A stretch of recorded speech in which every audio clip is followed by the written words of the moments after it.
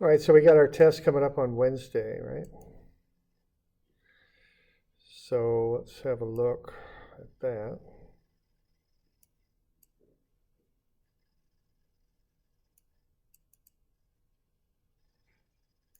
All right, so work energy, that'll be on here. So one thing you want to remember here is you want to be able to identify what types of problems you have to deal with and solve them the proper way. So the first thing is with work energy, you're dealing with distances.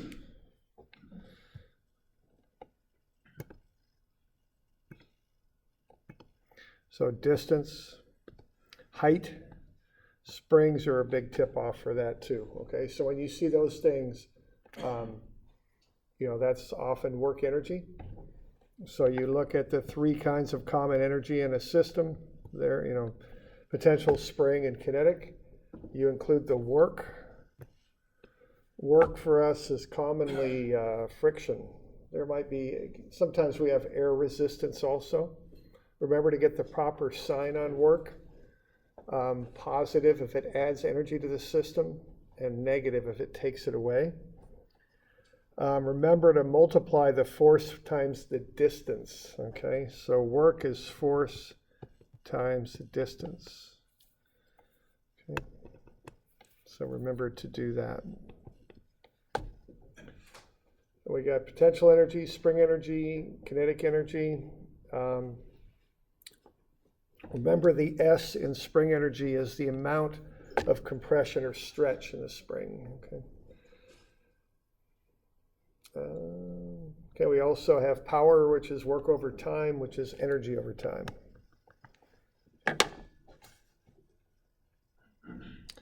Okay, and we have impulse and momentum. The big thing on that, I think, is collisions or two or more objects interacting. So that's commonly when you would use momentum. So what you do there is you sum up the momentum, mass times velocity, and then add in a term called impulse, which is force times time. Okay, so that's called impulse there. Quite often when you have collisions and objects that interact, the impulse goes to zero. Okay, now remember to consider x and y components separately. Momentum is a vector, okay? Now, when you're doing work energy, you don't worry about that. Work and energy is a scalar, okay? So remember that. That's an important difference between the two methods.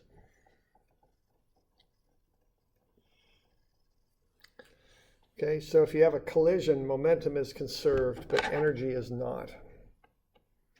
Okay, we also have angular momentum, which is just linear momentum plus a moment arm, d. Okay. All right. So just kind of keep those two methods straight and just be sure that you're using the proper method with the proper type of problem. Okay, we looked at rotation a little bit with velocity, omega crossed with r. Remember, omega would be a k vector. Tangential acceleration, which is r crossed with alpha.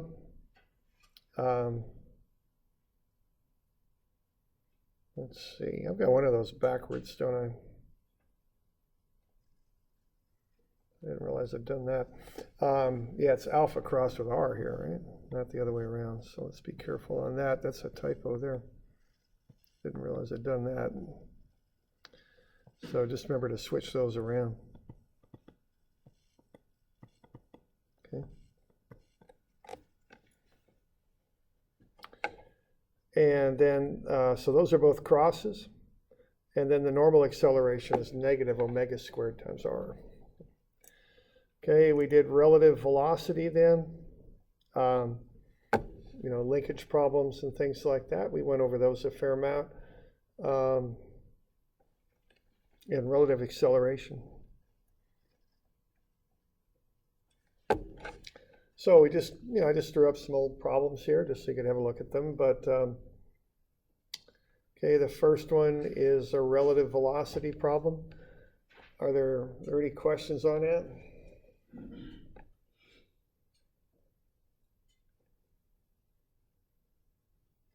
It's very common to have one of those on there, so be ready for one of those. You can use whatever method you'd like on that. I would just ask you to find the velocity of a color, and you do it, okay? Whatever method you like.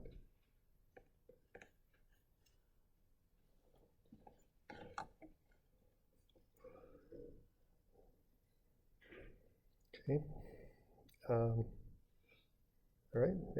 Any questions? We okay with that? And that's a good one to practice on, just be sure you can do it. And I give you some intermediate answers there so you can kind of check and make sure you're on track, okay? Now, the common errors on these types of problems that I see is one, people using the incorrect angle, okay? Now, there's two methods with this. The first one is, there are actually three, the geometric method and then that vector method. Now, if you do the geometric method, what you're looking at is the velocity, okay? So I think it's very helpful to draw this stuff in. So if you're doing the velocity, it's doing that. Now, there's two things to know about that. The first thing is the angle that you would use for the velocity is not 56. 56 is down here. If you're going to use an angle here, I would use 34 right there. Okay, so remember that. The other thing to remember on this is that your VB has to be minus and plus. Okay, you've got to get the signs right on your components. That comes up especially with when you're doing the velocity of C. Okay, the signs on the components of the velocity of C with respect to B, in this case, have to be either plus plus or minus minus. And I tried to look for that on your homework to make sure that that you had that right. It's a very common error to use incorrect signs. When you're using incorrect signs, you're often using signs that cannot happen. As this thing rotates, as C rotates with respect to B, it's either got to be plus plus or minus minus. It cannot be plus minus or minus plus because those things would mean that or that, okay? And it's not doing this, okay? As it moves relative to B, it's either going up and to the right or down and to the left. Okay, it's perpendicular to the linkage is what it is. So it can't be minus plus and it can't be plus minus. That's just not possible. Okay? So watch your angles and then watch the signs. Okay. Now the thing with the angles is if you're doing a velocity, you don't use the angle that you're given there. Okay, you use the I think it's called a complementary angle, is that right? Okay, complementary angle. All right, that's what you're using. Now, if you're doing the geometric method. Now, if you're using the vector method, you do use the angle you're given because when you're doing the vector method, what you want is the position vector. So if you're doing that method, you use the angle you're given. But if you're using the geometric method, you're working with the velocity vector. So basically you want 90 minus the angle you're given, okay? So just kind of get that stuff figured out, pick out a method you like, and then apply it, okay? Any questions on it?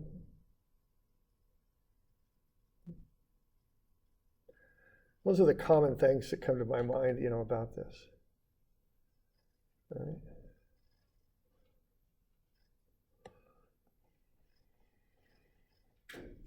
Okay.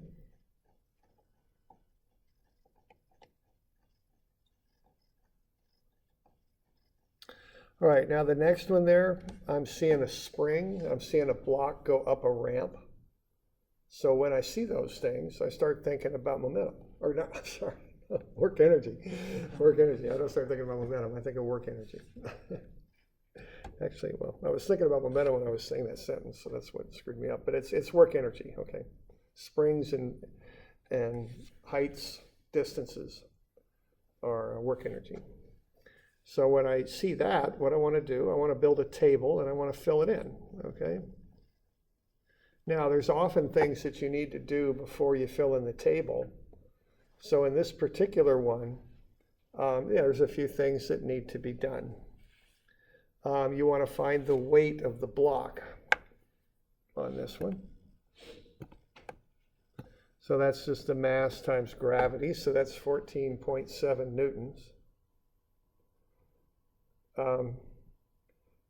You want to find the amount of stretch or compression in the spring. Now the spring,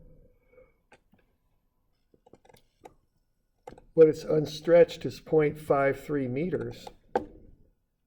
If it's 0.23 meters long, the spring is has 0.3 meters of compression in it.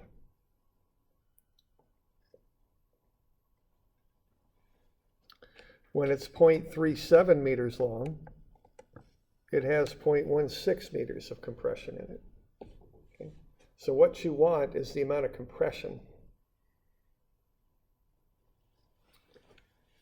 Okay.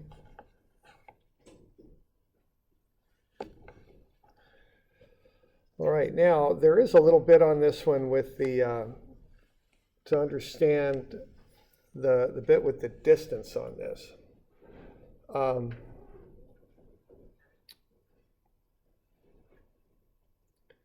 Okay, so we want to know how far up the ramp the block is going to go. Now, what we need to look at here is we have actually two unknowns we're going to work with, but they're related together.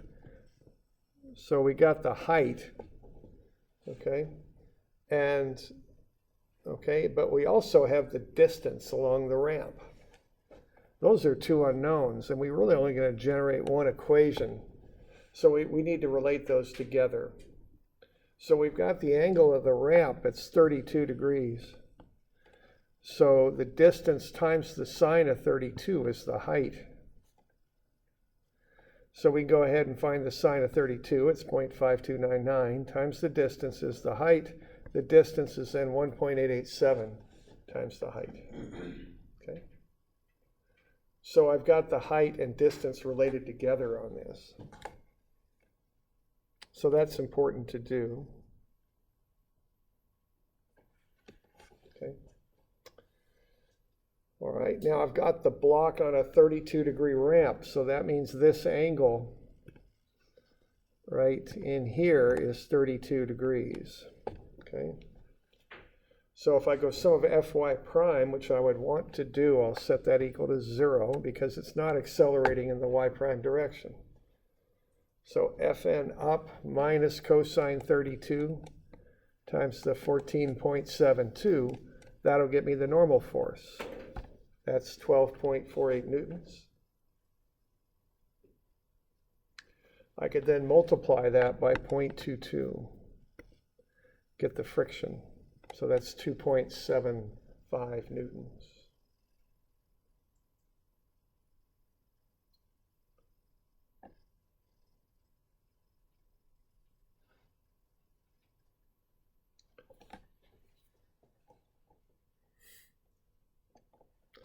All right, so then what I can do, okay, so I've got the normal force, I multiply it by the coefficient of friction, and I get the friction, 2.746.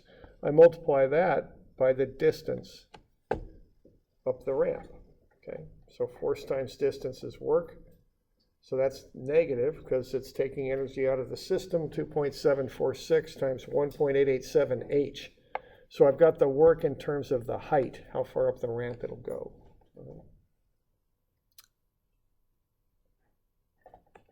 And that was all based on finding the relationship between the distance and the height over here with trigonometry. Okay. So I've got everything ready. I can plug it in now. And I think that table is shown, where everything's plugged in. Okay. So at A, I don't have any potential energy. I'll put my datum down there. I've got spring energy, 1/2, 410 newtons per meter times 0.3 meters squared. That's 18.45. So all the energy at A is in the spring. The work is based on the height. So I got 18.45 minus 5.18 H. Then on at the B side, I've got the weight times the unknown height. And I've got the other spring energy, it's 5.248. So I know if I add these two things together, I'll get the total energy I've got. I just got one unknown, so I could work through it. Solve for the height. Okay. Any questions on that?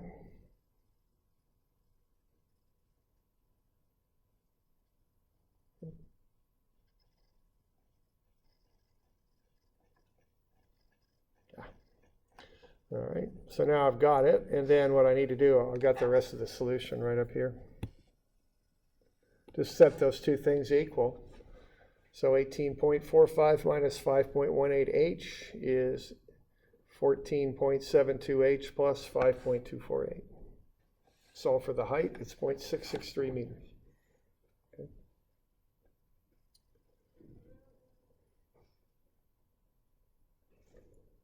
Any questions on that?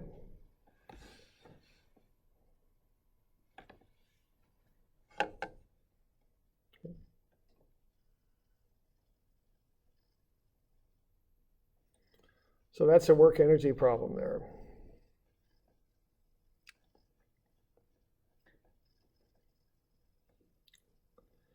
Okay, the next one, I got a flat pool table. And I want to know the velocity of A after it strikes B. Now that's a collision, so I want to be thinking about momentum. So what I'm going to do is I'm going to make a big vector equation that involves the information I've got.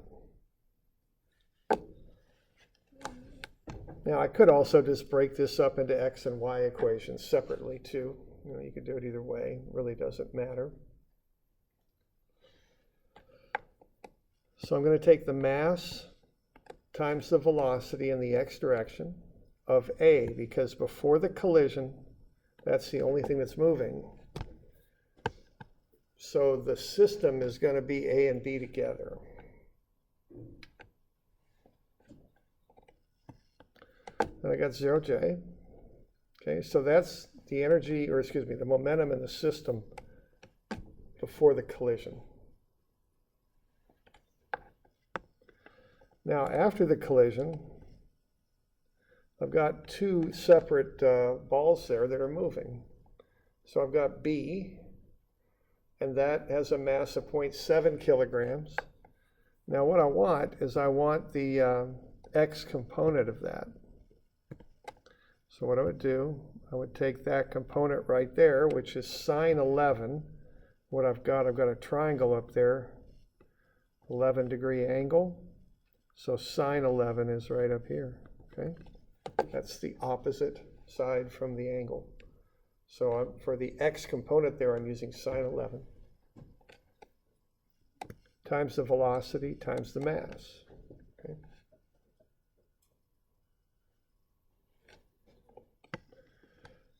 For the y component, I got the mass, 0.7 times cosine 11 this times 0.42 meters per second. That's the J, the y component.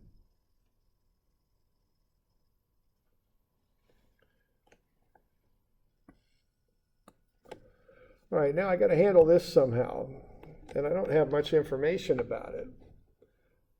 So what I'm going to do is I'm going to take its mass times VAX2, whatever its x velocity is, times I, and then 0.8 kilograms times VAY2J. So what I'm doing here, I'm not doing any trigonometry down here because I don't know the angle. What I'm going to do is find each component separately, the VAX and then the VAY. Then, after I know what they are, then I can do the trigonometry, okay? But I can't do this any other way, so I'm just going to solve the X equation and solve for VAX, and solve the Y equation and solve for VAY, okay? So 0.8 times 1.2 is 0.96. And then I just figure up all of these X and Y components there, okay? Now again, I can get numbers for what's happening with B because I've got an angle and a mass and a velocity. But all I'm going to have here for VA is 0.8 VAX2I and 0.8 VAY2J. That's all I got, okay? But what I can do, I can solve for both of them. So VAX2 is 1.13, VAY2 is negative 0.361. Now I have the components.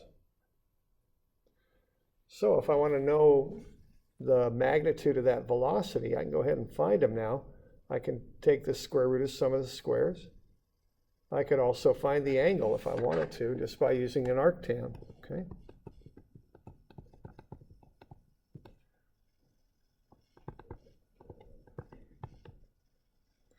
I don't think I asked for it in this problem, but I could do it. So momentum is treated like a vector, okay? So that angle right there is theta.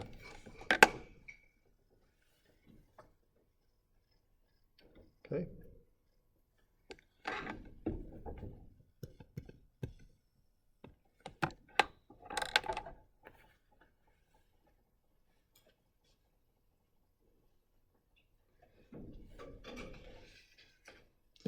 Everybody okay with that? Yeah. So A, in order for this to work, does A only have to be going in the X direction? It can be going anywhere. Yeah, X could really be doing anything. Or the first ball, though, I mean. Oh, yeah. Does it have to be like only on one axis? Well, no, if you were given an angle for it, you could do it. I mean, you would just have, instead of having 0J, you would have a number in front of J. Oh. You know, and you could solve through it. It would be a little bit, not much more complicated, but just a little bit more complicated. I was thinking of a different problem. Oh, right, those relative. At least 1 0, so. Yeah, okay. All right. So we good with that? And just be aware of what I was saying about the components there. I mean, you don't have any information, so you just plug them in, VAX2 and VAY2. Then you can solve for them because you got two equations to work with. You don't need trig in there to solve for it. You can solve for the components and then figure out the angle and the magnitude and all that. Okay.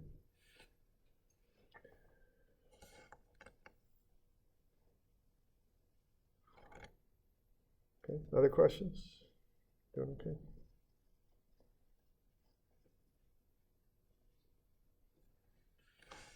All right, here's the last one. And this might be a little different than what I had uploaded in Moodle, but you could copy this thing down, I suppose. So what we got here is we got a motor that's going to rotate an armature. So this thing's rotating. So it's got a light rod and a sliding collar. So as it rotates, that collar will move outwards. And it hits that stop at the end.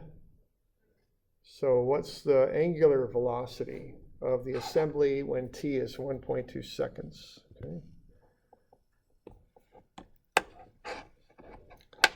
So we're just going to really analyze that mass as it slides out. So what I'm seeing here is a rotation. I've got the initial angular speed, I guess, right there. I've also got a moment that motor is giving to the rod and making it spin with. I want to know what's happening after 1.2 seconds. Okay, now this one can be solved with angular momentum. It's got all the parts of that. You got a moment, which would be part of the angular impulse. You've got a time. You've got speeds and masses. okay? So you've got the things that you need to do this with, okay, with angular momentum.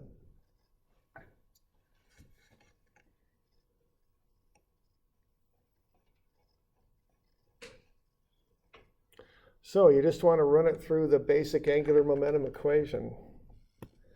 d1 mv1 plus the integral of mdt is d2 mv2. Okay. Now, one thing on this to remember is even though it's angular momentum, the equation uses linear velocity. Okay, so the velocity is in meters per second in this problem.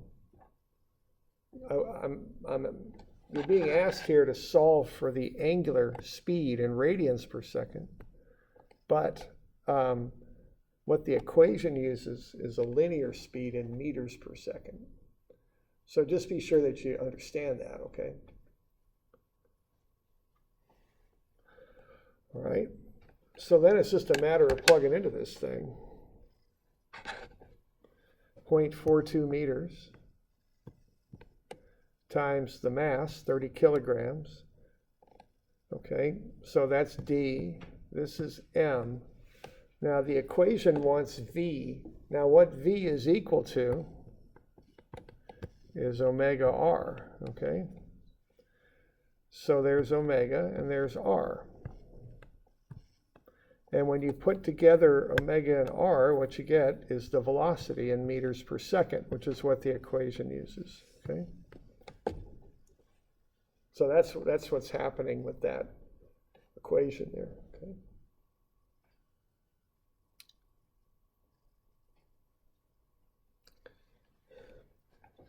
We got the moment times the time. That's the impulse. That's positive because it's driving this thing. It's making it go faster, okay?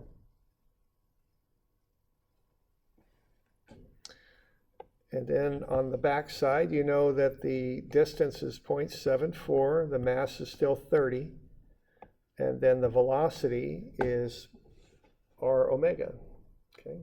Don't know omega, but you do know the radius, it's 0.74, okay? So everything's plugged into that, so there's just one unknown, and the one unknown is omega. So you can solve for omega, it's 4.15 radians per second.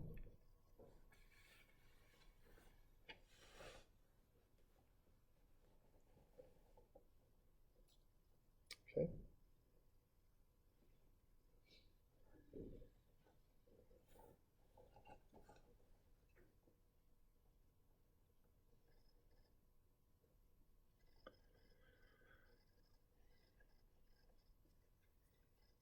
So are we good with that? Okay.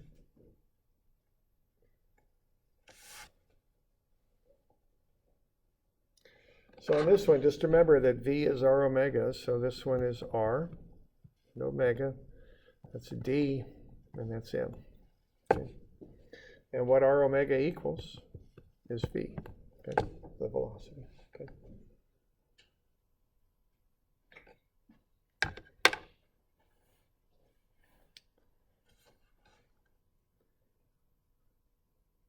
So, any questions on that?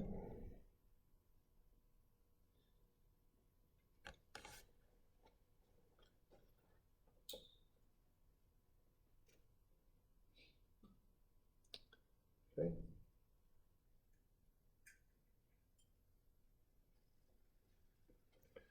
All right. Could call it good, I suppose. Okay. So I'll see you on Wednesday. We'll have the test for the first hour, and then we'll carry on with the class after that. Okay. So just remember that we'll have class after the test. Remember to bring a non-programmable calculator, and I'll give you a formula sheet. So remember that.